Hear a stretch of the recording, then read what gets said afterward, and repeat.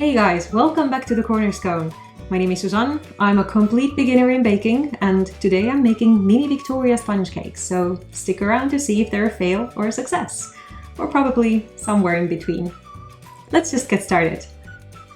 Turns out that the key to getting this recipe right is to weigh your eggs in their shell. I'm using just one and it's 77 grams, so I take exactly the same amount of self-raising flour. By the way, that's 95% plain flour and 5% baking powder if you want to make it at home. I'll add a bit more baking powder for some extra fluffiness, and salt, which should elevate the flavors. Giving it a quick mix, and then setting the bowl aside. The weight of the egg also applies to softened butter and castor sugar. I'm adding 77 grams of each to a separate bowl and creaming them with a hand mixer. Yep, creaming is what they call it when you blend softened butter, or any solid fat for that matter, with other ingredients. We're looking for a pale and white result. This looks pretty good. Cracking my egg into the roll cup that was only meant to keep the egg from rolling off the table, beating only slightly and then gradually adding it to the creamy butter and sugar. I'm being extra careful and slow here to make sure it all blends nicely, but I don't think anything bad would happen if you went through this process a little faster.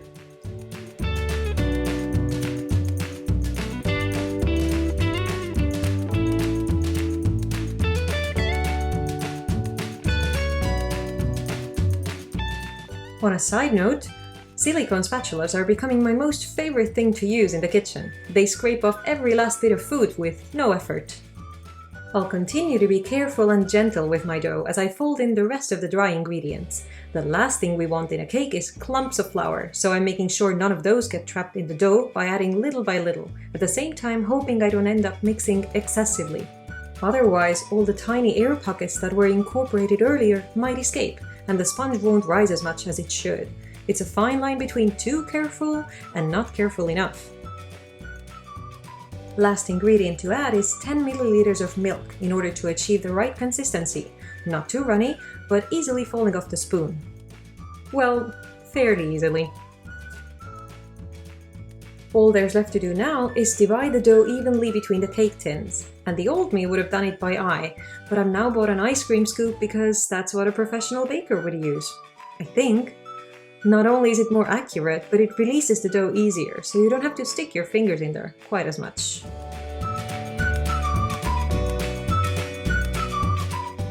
Getting it all evened out takes a lot longer than what I'm showing you here, but I'm glad I've nailed my calculations and this dough is precisely the right amount for 4 round 10 centimeter tins. I literally calculated their surface area, compared it to the original recipe, and adapted the ingredient amounts accordingly. Never mind guys, I'm just taking all this stuff a little too seriously right now.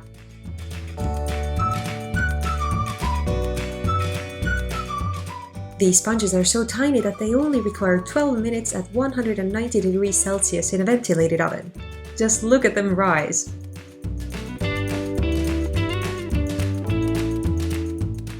The simple toothpick test never gets old, and they seem to need just a little longer. By now the kitchen is smelling amazing and I can't wait to taste these cakes, but they need to cool down first. While the cakes are cooling, I'll whip up some cream. The amount of sugar you add depends entirely on your sweet tooth, but my rule of thumb is 8 grams of powdered sugar per each 100 milliliters of cream.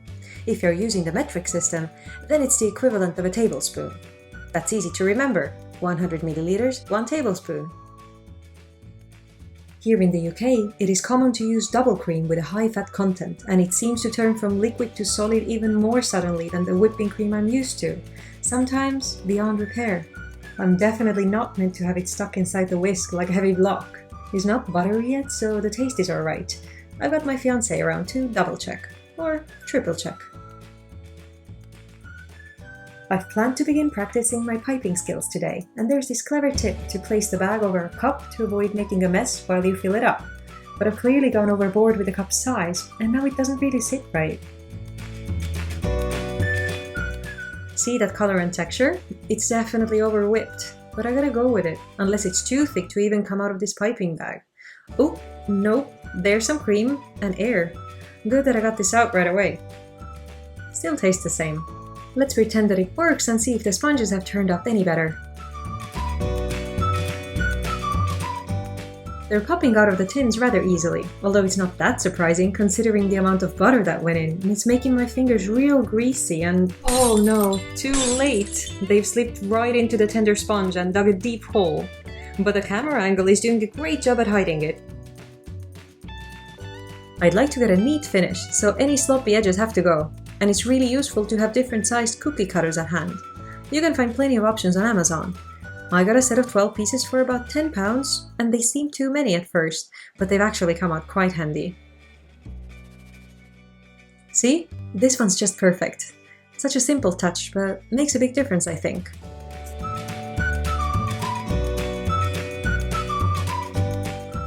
You do know what happens to all those leftover scraps, right? Yeah, time for a bite, and a second, and a third. And guess what? They're delicious! You know that raspberry jam I made a couple of weeks back in my scone video? Or maybe you didn't see it? Well then check it out if you haven't already by clicking on the thumbnail. I still had some left in the fridge, so just need to spread it out. Nothing beats homemade jam, and I used to think it was a difficult thing to make, but it's actually so easy. Okay, so it's time for my first piping attempt, and I'm feeling quite clueless about it. The white tray is actually a turntable, but I haven't wrapped my head around it yet, so I'm kinda just moving around it myself instead. And while there are plenty of beautiful Pinterest pictures on my mind about what the final result could look like, honestly, this is just not it. Let's hide some of the disappointment under these sponge lids.